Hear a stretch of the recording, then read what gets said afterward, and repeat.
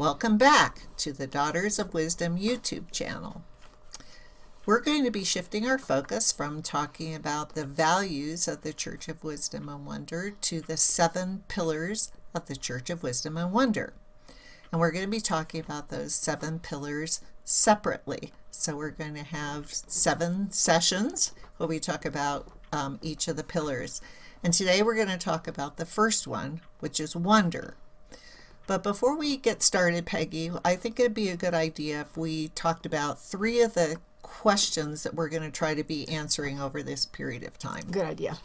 So the first one is, what are the 7 pillars of wisdom all about? And what is their purpose anyway in the Church of Wisdom and Wonder? And second, what are the personal characteristics of someone who follows the 7 pillars? Third, what does a life led with wisdom actually look like anyway? And naturally, there's going to be some overlap between the 5 values and the 7 pillars. And you know what they say in education, repetition is a good thing. And of course it is. And of course we wonder. We go through life wondering about a lot of things. Some things are existential and extreme, and other things are small, like what that ant is doing and why he's doing it.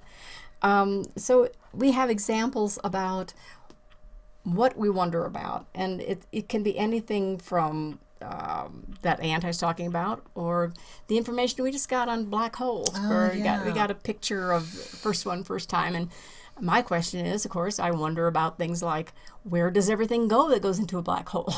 Peggy is volunteering. She wants to know. I want to go. But does it disappear? As far as I understand it, in general, matter doesn't go away. So therefore, maybe it doesn't go away. Maybe it comes out the other side. I don't know. But I wonder about these things. And it can be something like that. Or maybe we're wondering about something spiritual, something that like the great cosmos, where we all come from, why we're all here, what the planet is doing, why the planet is even here for that matter. So, yeah. Well, I just love the idea of wonder, awe, amazement in my world. So this is like one of my favorite topics. And when I approach, my life with this kind of attitude that, it could be a pretty wonderful thing, I think it's just makes me have a real uplifted feeling. And I suppose if somebody were to ask me, when do you have the greatest sense of wonder, it probably is when I go on a weekly hike I do here in the mountains near where I live. But I was thinking that, you could really have a sense of wonder anywhere. For instance, in a traffic jam. Yeah, it's a bit of a tragedy to waste all that fuel. Definitely a waste of time, and you're contributing a lot to pollution. But what about the awesomeness that we no longer have to ride a horse or, in a wagon, and the whole idea that our transportation can get us somewhere really relatively quickly.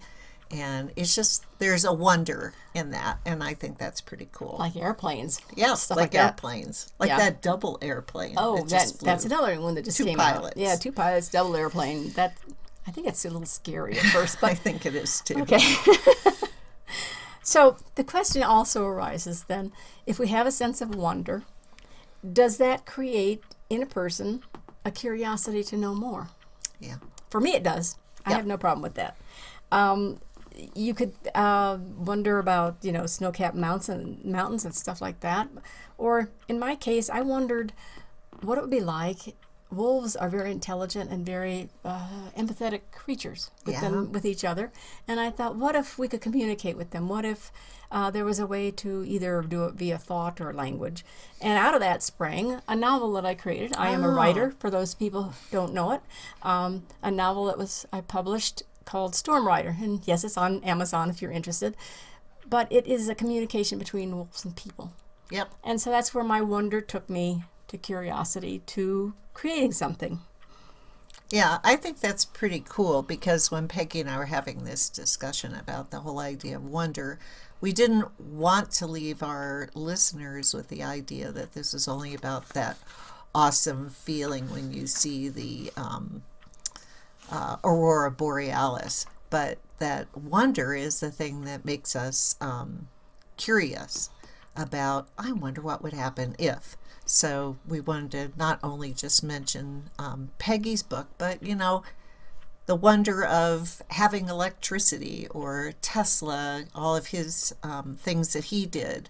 So, but another point, my wonder isn't necessarily yours. So one of the things we like to emphasize here is that we don't judge people, and we certainly don't expect the fact that I thought it was kind of wondrous sitting in traffic thinking about transportation, that I expect those guys out there who commute regularly to think it's a pretty wondrous thing. Yeah. So, but wonder can also be motivation behind an action, like Peggy's novel, or space travel, for one. Speaking of space travel, weren't the Chinese like landing on the moon soon, or was I just not following my Facebook page properly? No, actually, the Israelis attempted to do a soft landing, and okay. Well, they kind of blew it. So, oops. Oops. Yeah. Oh, well, keep trying. Yeah, they'll keep trying, I'm sure. All right. So, what's next here? Well, what we want to do is we want to encourage all of our listeners and the people who join us on YouTube or on Facebook, and we want to encourage them to listen and to nurture their wonder, to really think about it every single day, to do things like read comic books. Oh yeah. I mean, watch the hummingbird at the feeder or at the flowers. Enjoy a sunrise or a sunset, and really, be aware, be present. To really absorb the amazing world we live in, and the amazing things that surround us, and just enjoy the awe maybe of a city, a skyline at sunset, or even broad daylight. If you're out there on a boat, maybe in New York City, and you're enjoying the skyline. I mean, really get into it and appreciate it, and explore. I mean, if you have a sense of wonder, I mean, I would love to think that people who have a sense of wonder will start doing things like investigating. Yeah. Yeah, I mean, that's a good idea. Using your curiosity and your wonder, and maybe investigating and doing some research. Like maybe let's use New York as an example. If you have the New York skyline, maybe you'd like to look back in history a little bit and see what it looked like 100 years ago. Yeah, I think that'd be great. Using your sense of wonder, can get you not just out in nature, but it might actually get you investigating a single problem that, you find really intriguing. It could be just about anything. Maybe deciding that you're going to check out who your ancestors were. And isn't that what scientists do when they make these fantastic They discoveries? do. They're curious, They do. and they investigate, and they find ways to do things differently. Well, there was this apparently old wives' tale in my family that our heritage was actually German. So last year, out of curiosity, I had my DNA done, and our family is primarily of Scottish descent and Finland.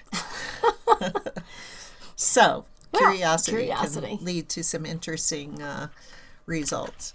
So let's talk about let's say practical application. Okay, too. practical. So for example, we wonder about some things too, like why don't people pick up their trash? Why do they want to leave it lay in places? Do they think it like magically evaporates? I don't know. Or are they so self-centered that they think perhaps, oh well, somebody else will have to pick it up for me? That's something to wonder about. And so why do people do things like walk their dogs, and they're standing on the sidewalk while their dog is on the end of the leash out in traffic? I wonder about that. I do too.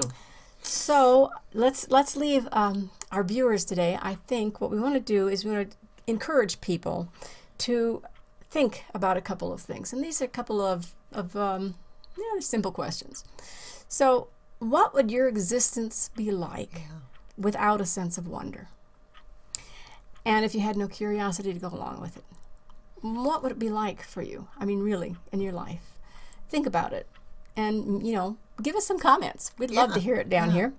And the second question is, what can I do as an individual, meaning you, me, everybody, to change my perspective to a point where you can actually embrace wonder and think about it in its many aspects. As I say, the wonder of life and the wonder of the simple things of, what we were discussing earlier about ants or whatever, or sunsets. So ponder those questions. And yes, please do comment. Yeah, we look forward to hearing back from the people who watch our programs.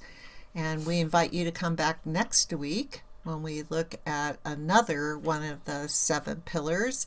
And I think our second pillar is on creativity. So we're pretty creative people. We might have a little bit too much to say. We're limited to 15 minutes here. So anyway, thank you so much for joining us, and we look forward to talking with you and at you next week. Join us.